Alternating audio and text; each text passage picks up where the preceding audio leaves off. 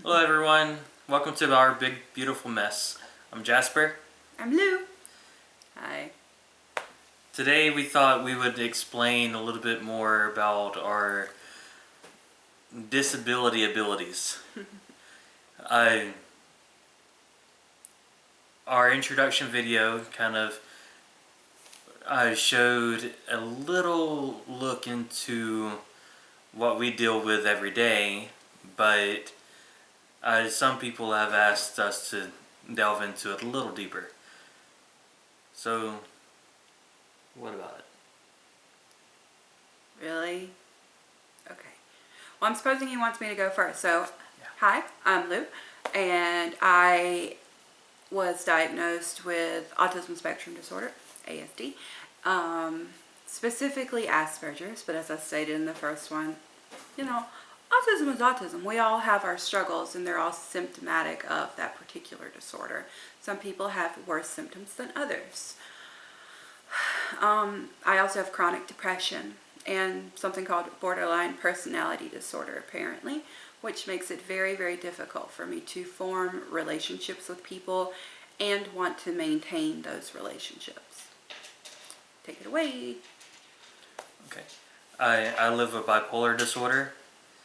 And so some people that I know can go several weeks or several months with being happy, and then all of a sudden they're angry for no reason for another weeks, months.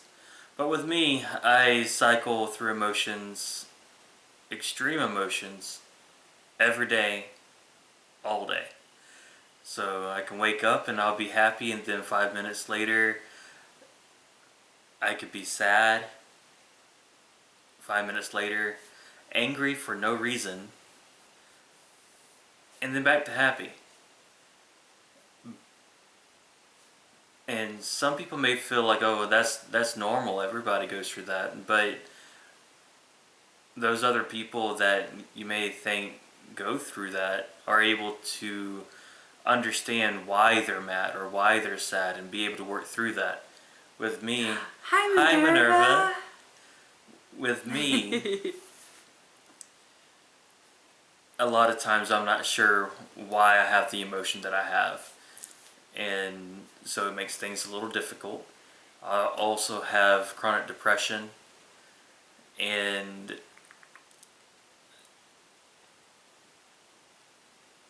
ADD. Me too. And I also have panic anxiety disorder, Me too. and so Agoraphobia. I'm non-agoraphobic. Well, I am agoraphobic. So that's a little bit of what we deal with. The big humdinger though is that I have schizoaffective disorder, and what that means is whenever my medication is not regulated, or when I'm really stressed out or exhausted, I sometimes hear things that aren't there, and oftentimes see things that aren't there, which can be really scary if I'm in a dark place. But it is something that I live with, and I was diagnosed as schizoaffective disorder back in 2013, ironically around Halloween, and it's just something I've been dealing with ever since. And honestly, it started, I was diagnosed in 2013, but it started whenever I was 16. That was back in 2006. So it's been a long time living with this. But I'm learning to manage it and maintain myself better, so that's good.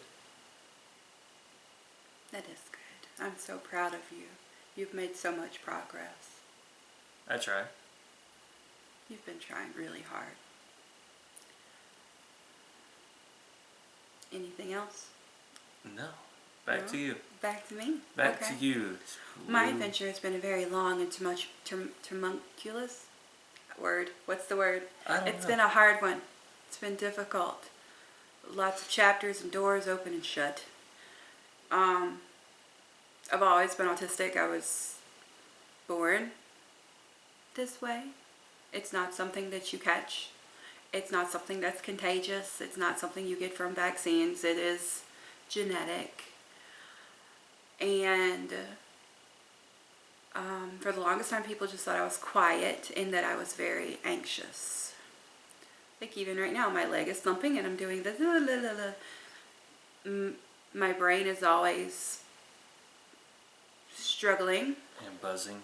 and buzzing, and that's just always been my life. It's been a struggle to communicate with people, a struggle to maintain relationships with people. I've been bullied a lot. When you get called a snob at school, it's rough. And they don't understand that it's not that you don't want to talk to them. It's that you don't know how to talk to them. Yeah, that's been my life. And I did not discover that I was autistic, or I was not formally diagnosed until the age of 23. Yep. 23. So I was an adult diagnosed autistic. It took going through a lot of doctors, several inpatient stays, a lot of really, really, really, really dark times to finally come to understand my brain and to accept it and to learn how to build on what I was honestly blessed with. I spent so many years fighting that piece of me, and now I'm trying to build it up. So that's something. And the borderline personality disorder is not something I've always had. I'm actually a fairly outgoing person. It's not difficult for me to begin relationships with people. It's difficult for me to maintain them because I've been hurt by a lot of people so many times that it's really hard for me to trust people and to know their intentions, because already I misunderstand their intentions. I innately think all people are good, but then fairly quickly I come to realize a lot of the time that they're not. And it sort of broke my brain a little bit. And the struggle with that, combined with the anxiety, combined with the panic disorder and the agoraphobia and everything, I'm a hot mess. But it's getting better. So much better. Don't you think? Yeah. I don't think I've had a panic attack now in... Well, a strong one in about a year. Yeah, it's been a while since I've had... Yeah, since I've had a big panic attack. It's been about a year, which is pretty great for me. You can ask my mom. Hi, Mom. I used to have, when I was a kid, I used to have panic attacks 6 or 7 times a week, sometimes 2 or 3 times a day. It was awful, especially when I was in high school. Don't even ask. But things are getting better. They really are. Anything else you can think of? You got anything else to say? I have severe back pain, and today was diagnosed with sciatica. So that's fun.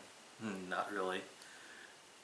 Pain shooting from the middle of my back all the way down to my right foot, making my toes go numb.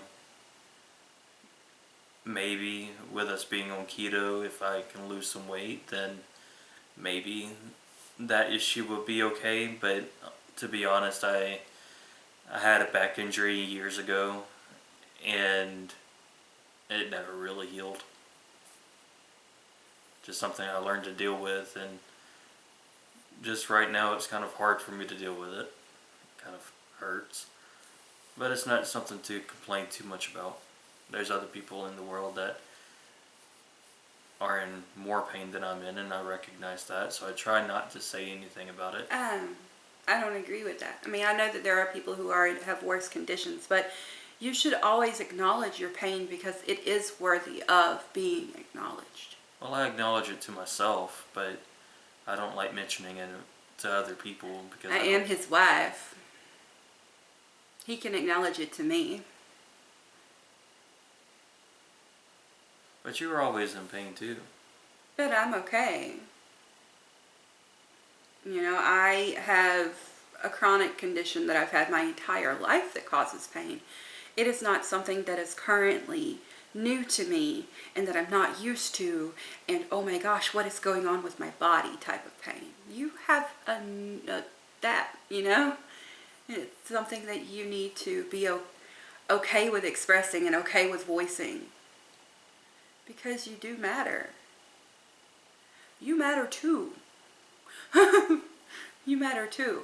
So if you have any chronic illnesses or mental illnesses and you'd like to share your story, please comment. Tell us all about it. We would love to listen. We would love to read your story. And we're grateful that you listened to ours. And we'll have lots more to share. We didn't go very deep into topic in this video, but we have plans in later videos to really delve deeper into the root of our mental illnesses, because the roots run deep, yeah? So, thank you so much for joining us today with our big, beautiful mess. Yep. Please remember to like, Subscribe, and click the notification bell for new and upcoming videos. Yep, join us again next time. We'll see you later. All right. Ta. Peace.